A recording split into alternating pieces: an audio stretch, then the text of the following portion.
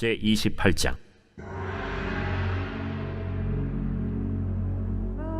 이삭이 야곱을 불러 그에게 축복하고 또 당부하여 이르되, 나는 가나안 사람의 딸들 중에서 아내를 맞이하지 말고 일어나 밧단 아람으로 가서 내 외조부 브두엘의 집에 이르러 거기서 내 외삼촌 라반의 딸 중에서 아내를 맞이하라.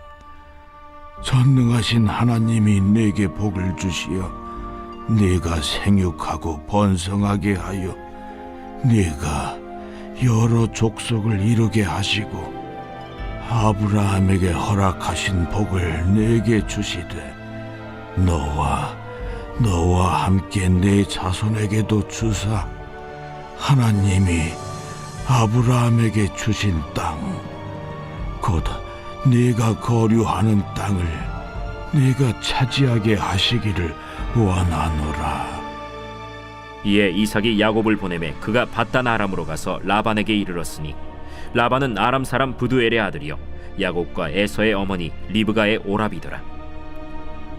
에서가 본즉 이삭이 야곱에게 축복하고 그를 밧단 아람으로 보내어 거기서 아내를 맞이하게 하였고 또 그에게 축복하고 명하기를, 너는 가나안 사람의 딸들 중에서 아내를 맞이하지 말라 하였고 또 야곱이 부모의 명을 따라 밧단 아람으로 갔으며 에서가 또 본즉 가나안 사람의 딸들이 그의 아버지 이삭을 기쁘게 하지 못하는지라. 이에 에서가 이스마엘에게 가서 그 본처들 외에 아브라함의 아들 이스마엘의 딸이요 느바요의 누이인 마할랏을 아내로 맞이하였더라. 야곱이 브엘세바에서 떠나 하란으로 향하여 가더니 한 곳에 이르러는 해가 진지라. 거기서 유숙하려고 그곳에 한 돌을 가져다가 베개로 삼고 거기 누워 자더니 꿈에 본즉 사닥다리가 땅 위에 서 있는데 그 꼭대기가 하늘에 닿았고 또 본즉 하나님의 사자들이 그 위에서 오르락내리락하고 또 본즉 여호와께서 그 위에 서서 이르시되, 나는 여호와니 너의 조부 아브라함의 하나님이요 이삭의 하나님이라. 네가 누워있는 땅을 내가 너와 네 자손에게 주리니 네 자손이 땅에 티끌같이 되어 네가 서쪽과 동쪽과 북쪽과 남쪽으로 퍼져나갈지며 땅의 모든 족속이 너와 네 자손으로 말미암아 복을 받으리라. 내가 너와 함께 있어 내가 어디로 가든지 너를 지키며 너를 이끌어 이 땅으로 돌아오게 할지라. 내가 네게 허락한 것을 다 이루기까지 너를 떠나지 아니하리라.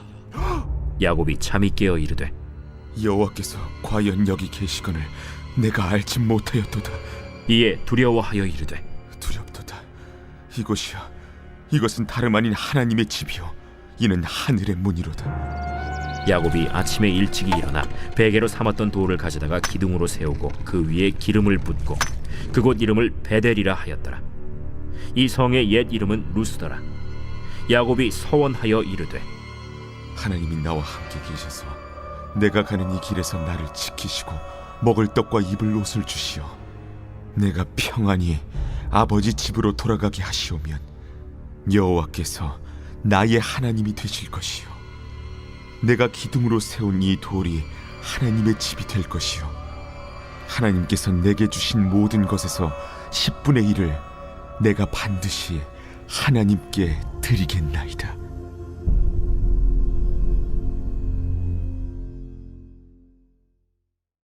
사랑하는 성도 여러분, 오늘 아침도 이렇게 하나님 앞에 나와서 우리가 또 온라인으로 하긴 합니다만 이 모든 것들이 참 하나님의 크신 은혜인 줄로 믿습니다. 2026년 4월 21일 화요일 창세기 28장 1절에서 22절 말씀을 가지고 나의 하나님이 되실 것이요 라는 제목을 함께 말씀 나누겠습니다. 오늘 우리가 함께 나누는 이 창세기 28장은 한 남자가 인생에서 가장 깊은 밑바닥을 경험하는 장면으로 시작되죠. 그 이름은 야곱입니다. 야곱의 상황을 잠깐 그려보죠. 우리가 어제도 말씀 나눴습니다만 방금 형 에서의 축복을 가로챘고 교묘하게 치밀하게 아버지 이삭의 눈이 어두워진 틈을 타서 그렇게 했고 그 결과는 참혹했죠. 형 에서는 야곱을 죽이겠다고 이를 갈고 있고 어머니 리브가는 아들을 살리기 위해서 멀리 도망 보내야 됐고 고향을 떠나는 야곱의 발걸음이 얼마나 무거웠겠습니까? 자신이 뿌린 씨앗의 열매를 고스란히 사실 거두는 거예요.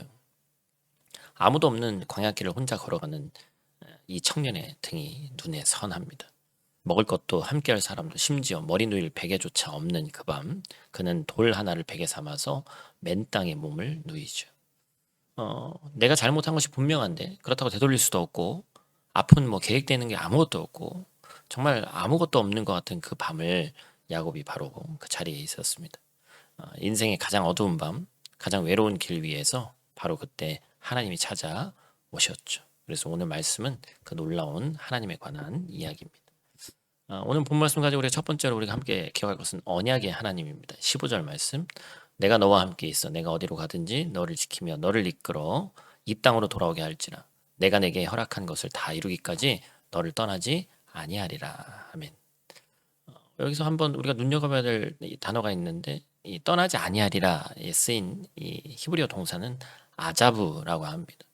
단순한 이별이 아니라 완전히 버리다, 포기하다라는 뜻을 가진 강한 단어예요. 하나님은 바로 그 단어를 부정형으로 쓰시죠. 절대로 어떤 상황에서도 널 완전히 포기하거나 버리지 않는다. 이게 바로 이제 하나님의 선언인 것이죠.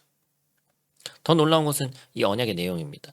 1절부터 5절 말씀 우리가 시간계산 다 읽지는 않았지만 우리가 아까 말씀 나온 곳에서 우리가 함께 본 곳에서 보면 하나님은 아브라함과 이삭에게 하셨던 그 창조 언약, 생육하고 번성하라, 자손과 땅을 차지하리라는 그 약속을 야곱에게 그대로 이어가시죠. 여러분, 야곱은 축복을 도둑질한 사람입니다. 그의 과거는 결코 깨끗하지 않았어요. 그런데도 하나님은 그 과거를 조건으로 내세우지 않으셨고 언약의 은혜를 그에게 선포하셨습니다. 이것이 바로 복음의 핵심이에요. 하나님의 언약은 내 자격에 근거하는 것이 아니라는 것이죠. 바로 하나님의 신실하심에 근거하는 것입니다. 여기서 우리에게 질문이 하나 주어집니다. 오늘 우리는 어떤 근거로 하나님 앞에 서 있습니까? 내가 지난 한 주 잘 살았기 때문에, 내 신앙의 연수가 오래됐기 때문에, 이번 주 예배에 은혜 받았기 때문에. 그런데 야곱의 이야기는 우리에게 단호하게 얘기하는 거예요. 하나님의 동행은 내 성과에 달려있는 것이 아니다. 예전에 이제 이런 제가 예화책에서 본 기억이 있는데 어떤 분이 오랜 직장생활 끝에 큰 실수를 저질러서 회사를 그만두게 됐어요. 자존심도 상하고 가족에게 민망하고 한동안 집에서 아무도 모르게 혼자 다니는 척을 했다고 합니다. 그런데 어느 날 새벽에 잠이 오지 않아서 무작정 걸어 나간 공원 벤치에서 문득 기도가 나왔어요. 아무 말도 못하고 그냥 울었는데 그 순간 마음 깊은 곳에서 이런 확신이 왔다고 합니다. 하나님이 나를 아직 포기하지 않으셨다. 이게 논리가 아니고 증거도 아니에요. 그런데 그 확신이 그분을 다시 한번 일으켰고 지금은 새로운 자리에서 더 단단하게 서 있는 모습을 우리가 보게 됐습니다. 일전에 제가 예화책에서 한번 읽었던 그런 내용인데, 하나님의 언약은 당신의 가장 낮은 밤에도 유효하다. 그러니까 다시 말해서 하나님의 언약은 우리의 가장 깊은 밤에도 유효하다라는 거예요. 우리가 가장 외롭고 가장 초라한 그 자리에도 다른 사람은 모르지만 하나님은 반드시 찾아오신다라는 것입니다. 야곱이 광야에서 경험한 하나님, 그분이 바로 오늘 우리 아침에도 동일하게 나는 너와 함께 있겠다고 말씀하시는 그 하나님이신 줄로 믿습니다. 두 번째로 기억할 것은 인격의 하나님이십니다. 21절 말씀, 이건 서원에서 이제 한 내용이죠. 내가 평안히 아버지 집으로 돌아오게 하시오면 여호와께서 나의 하나님이 되실 것이요. 꿈에서 깨어난 야곱이 돌기둥을 세우고 기름을 붓고 그 장소를 베델, 제가 이제 이 베레트 단어 히브리어 말씀드리면서 이제 집이라는 게 이제 이 베자가 들어가면 그렇다고 말씀드렸는데 서원을 합니다. 이 서원의 내용을 보면 좀 미숙하고 조건적인 느낌도 나죠. 하나님이 저를 지켜주시면, 먹고 입을 것을 주시면, 평안히 돌아오게 하시면, 그러면 여호와가 나의 하나님이 되실 것이다. 근데 신학자들은 이 서원을 단순한 거래로 읽지 않았어요. 히브리어 원문의 구조를 보면 이것은 만약 뭐뭐 하시면의 조건이 아니라 뭐뭐 하실 때의 확신으로도 번역될 수 있습니다. 즉 야곱은 이미 꿈에서 경험한 하나님의 약속을 붙잡고 그것이 될까가 아니라 이미 됐다라고 선포하고 있는 거예요. 이게 바로 신앙의 첫 걸음입니다. 완전하지 않아도 괜찮고 미숙해도 괜찮습니다. 하나님을 내 하나님을 붙잡는 그 결단이 중요한 거예요. 우리에게 하나님은 그 하나님인지 아니면 남의 하나님인지, 우리가 교회에서 배운 하나님, 성경에 나오는 하나님, 목사가 설교하는 하나님, 그것은 그 하나님이죠. 그런데 야곱처럼 맨 땅에 누워서 하늘을 바라보면서 이 하나님이 내 하나님이시구나 라고 고백하는 순간 신앙은 지식에서 인격적인 관계로 넘어가는 거예요. 그 전환점이 바로 베델의 이 사건입니다. 6절부터 9절의 이 에서 이야기도 잠깐 보죠. 에서는 아버지의 마음에 들고 싶어서 이스마엘의 딸과 결혼했습니다. 그러나 그것은 언약의 방향이 아닌 자기 중심적인 판단이었죠. 하나님의 방식에 무감각한 채 행동하는 것, 그것이 신앙의 위기입니다. 우리도 때로는 하나님을 믿는다고 하면서 정작 중요한 결정에서는 하나님의 뜻을 구하지 않고 내 방식대로 밀어붙일 때가 많죠. 하나님을 나의 하나님으로 고백한다는 것은 하나님의 뜻에 내 삶의 방향을 정렬시키겠다라는 선언이기도 합니다. 말씀 마무리합니다. 야곱은 그 긴 도망의 밤 가장 낮고 외로운 자리에서 하나님을 만났습니다. 아마 그런 자리가 아니었다면 언제 만났을지 몰라요. 하나님은 야곱이 준비되어 있을 때 오신 것이 아니라 야곱이 아무것도 없을 때 돌을 베개 삼아 맨 땅에 누워 있을 때 오셨습니다. 그리고 말씀하셨죠. 내가 너와 함께 있겠다. 나는 너를 떠나지 않겠다. 그 언약은 야곱에게만 주어진 것이 아닙니다.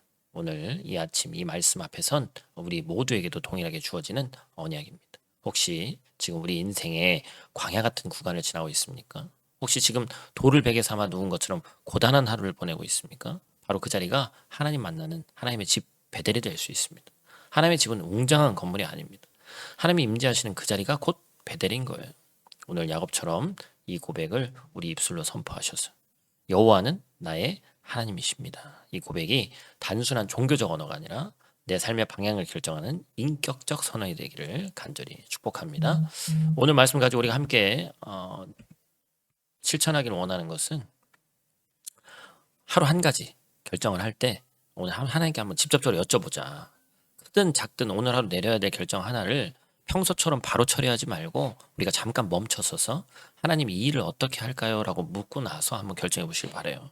결정의 내용보다 결정 앞에서 하나님을 의식하는 그 태도가 나의 하나님을 삶 속에 모시는 첫걸음입니다. 물론 이 작업을 매 순간마다 하려고 노력하는 분이 있겠지만 오늘 꼭 하나 이상 결정 내릴 때 한번 이전까지는 뭐 내가 하는 것이지 뭐 이렇게 생각했다면 하나님이 함께 하신 일이다 라고 하면서 한번 의도적으로 그러한 한번 결정을 내기 전에 한번 하나님을 구하는 귀한 시간 있기를 간절히 축복합니다.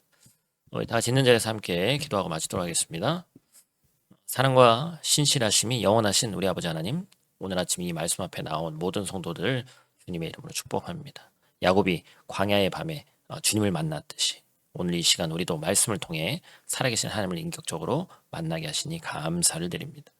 우리 삶 가운데 지금 각자의 삶에서 무거운 짐을 지고 있는 우리 사랑하는 성도들이 있는데 오랜 시간 이어져 온 기다림에 지쳐있는 분들도 있고 예상치 못한 시련 앞에 꺾인 분들도 많이 있습니다. 주님 그 한 사람 한 사람에게 오늘 말씀하여 주시고 내가 너와 함께 있겠다. 나는 너를 떠나지 않겠다라고 말씀하신 그 음성이 오늘 하루를 또한 우리 일생을 살아낼 힘이 되게 하여 주시옵소서. 오늘 하루 각자의 자리로 나아가는 성도들 지켜주시길 원합니다. 일터에서 가정에서 공부하는 자리에서 홀로 있는 방 안에서 주님의 함께 하심을 느끼게 하시고 그 임재 안에서 흔들리지 않는 평안을 누리게 하여 주시옵소서. 오늘 우리의 구원 되시는 예수님 귀하신 이름으로 간절히 기도드립니다. 아멘.